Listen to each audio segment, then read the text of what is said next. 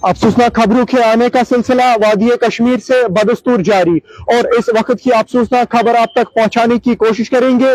कुछ देर पहले ही जो अमदा कदल डाउनटाउन से निकल के आई, जहां पे एक रेंटेड अकोमोडेशन पे एक नौजवान की डेड बॉडी बरामद हुई है, और अगर हम देखें इस नौजवान की शिनाख्त भी बाज़ाब्ता हुई है।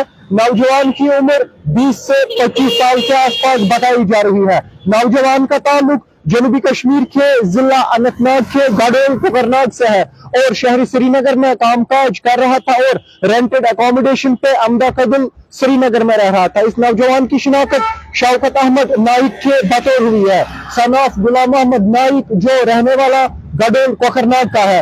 आज सुबह पुलिस को इंफॉर्मेशन मिली, और जो ही पुलिस ने उस जाए मौके की तरफ जो पुलिस गई, पुलिस ने उस नौजवान की बॉडी को मेडिकल लीगल फॉर्मेलिटीज के लिए आगे भेजा है। और अगर हम देखें, ये कोई पहला वाकया नहीं, और अभी ये कहना काबिल वक्त होगा क्या ये कातिल है या ये खुदकशी है। बहरहाल इतना तो हम इब्तिदाई तौर पर बता सकते हैं, अगर ये कातिल है तो जिस शख्स ने इसे कातिल किया, ये एक शख्स का कातिल नहीं, ये पूरी इंसानियत का कातिल है। अगर ये खुदकशी है तो कोई भी मजहब, कोई भी मसला खुदकशी की कतन भी इजाजत नहीं देता। फिलहाल इस हवाले से तहकीकात चल रही है। इब्तिदाई रिपोर्ट्स में जो बात सामने लाई गई है, एक बंद कमरे में ये लाश थी, कोई भी वेपन वहां पे मौजूद नहीं था। पुलिस ने इस बॉडी को मेडिकल लीगल फॉर्मेलिटीज के लिए वो कानूनी लवाजमात पूरे करने के लिए आगे भेजा है। दोबारा मैं बताऊंगा, इस नौजवान का ताल्लुक जनूबी कश्मीर के जिला अनंतनाग के गाडोल कोकरनाग से है, और शहरी श्रीनगर में ये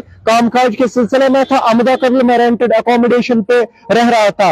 ये अपडेट हमने बेहतर समझा था, अफसोसनाक खबर आप तक पहुंचाने की कोशिश करेंगे। फिलहाल ये भी हमसे नहीं होगा कि फिर उनके वालिदैन के पास जाएंगे, फिर उनके साथ बात करेंगे, क्योंकि इस वक्त उनकी हालत बहुत खराब है, क्योंकि उनका एक लख्त जिगर, उनका बेटा उनसे जुदा हुआ।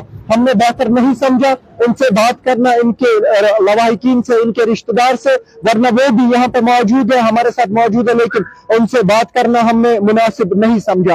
ये अपडेट हमने बेहतर समझा था आप सब हजरात तक पहुंचाना। इसके बगैर भी रिपोर्ट्स आप तक पहुंचाने की भरपूर और बर वक्त कोशिश करेंगे, या इस हवाले से मजीद क्या कुछ सामने आएगा, जो ही इस हवाले से मजीद कुछ ऑफिशियली सामने आएगी, वो आप सब हजरात तक पहुंचाने की भरपूर और बर वक्त कोशिश करेंगे। फिलहाल मुझे दीजिए इजाजत, और मेरे कैमरा पर्सन आर के मुगल को दीजिए इजाजत, और आप देखते रहिए।